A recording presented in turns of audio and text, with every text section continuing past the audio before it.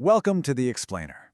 All right, so if you've glanced at the news literally any time recently, you've definitely seen the endless headlines about electric vehicles. But today, we're going to cut right through the hype. We're deconstructing what's actually happening by tracing the very real physical and economic roots of this massive global transition.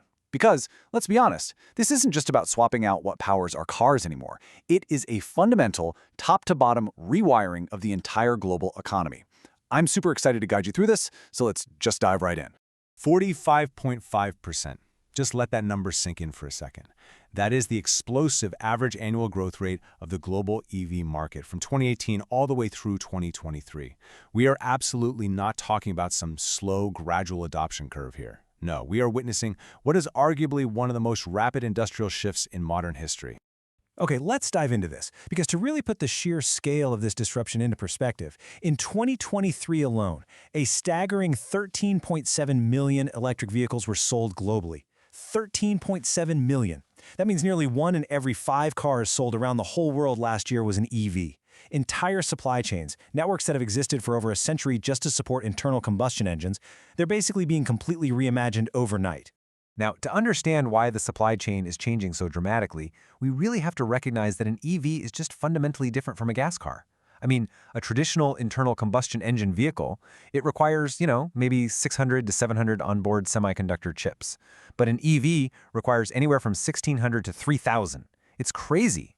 It's actually less of a traditional car and way more of a highly advanced, heavy-duty smart terminal on wheels. And because of that incredible reliance on digital hardware, big data processing, and obviously those massive battery packs, it needs an entirely different network of raw materials and manufacturers just to bring it to life.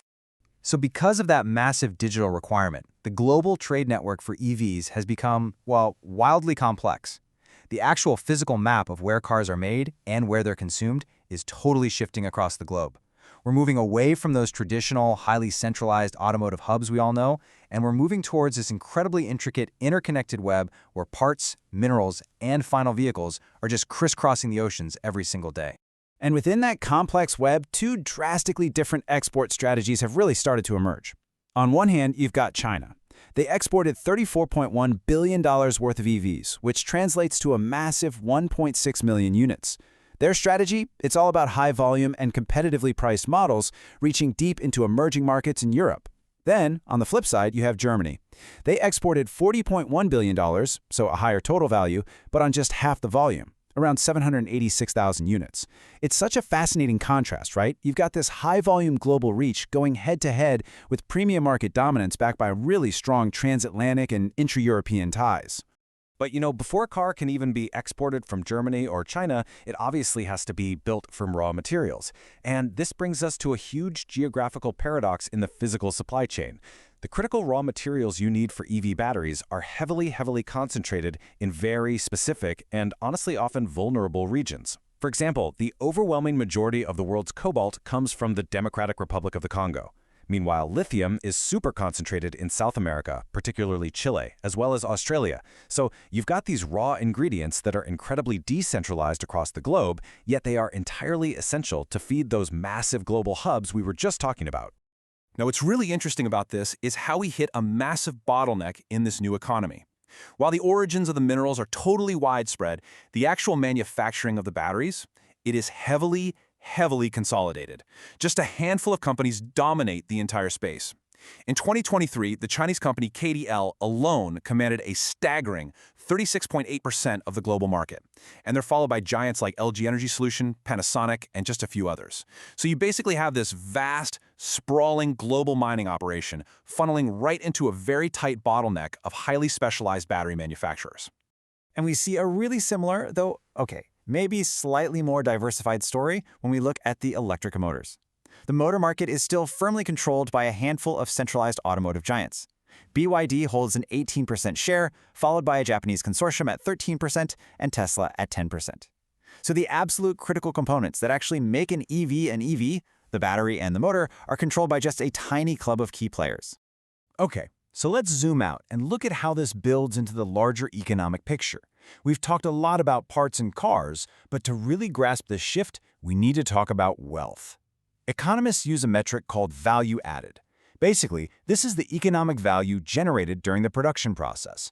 It's a super helpful metric because it tells us not just who is bolting the car together, but which countries and companies are actually capturing and keeping the wealth generated within this new supply chain. When we actually apply that metric, the radical shift in global economic power becomes crystal clear.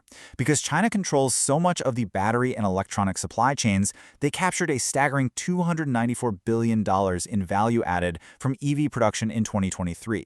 $294 billion. The United States and Germany follow, but they're way back at $70 billion and $61 billion respectively. The takeaway here is huge. The economies that control the complex, high-tech internal components of the EV, those are the ones reaping the absolute greatest economic rewards. So what does this actually mean for domestic economies? Well, traditional gas cars represent highly localized wealth. In the US, for example, 76.6% of the wealth generated from a gas car stays domestic. But for an EV, that number drops to 68.9%.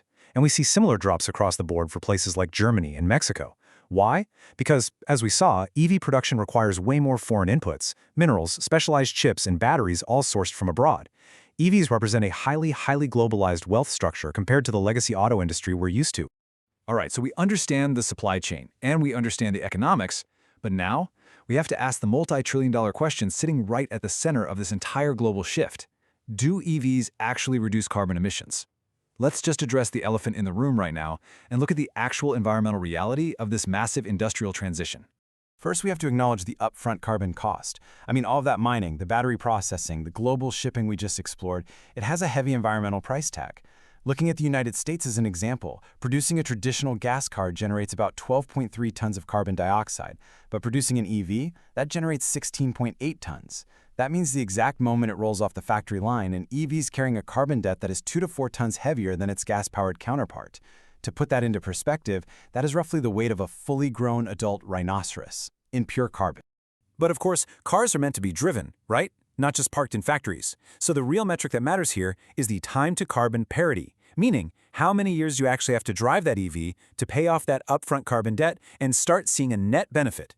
In the US, it takes just 1.7 years. In Germany, it's 3.7. In China, 5.7. And in Japan, it takes about 7.6 years.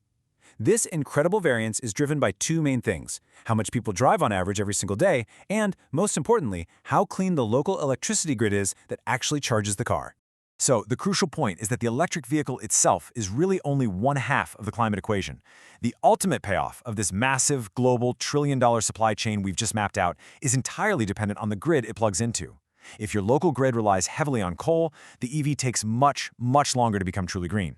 But if the grid relies on renewables, that payoff is incredibly fast. Which leaves us with this final, kind of provocative thought. We've seen how the global economy has rapidly reorganized itself to mine the minerals, build the batteries, and assemble the millions of EVs hitting the roads today. The hardware is undeniably ready, and the paradigm shift, it's already happened. But as you look at your own local infrastructure, you really have to ask yourself, is our grid ready to unlock their true potential? I highly encourage you to look deeper into your own local energy sources, because at the end of the day, that is where the real impact of this massive global story will ultimately be decided. Thanks so much for joining me for this explainer, and as always, keep questioning the world around you.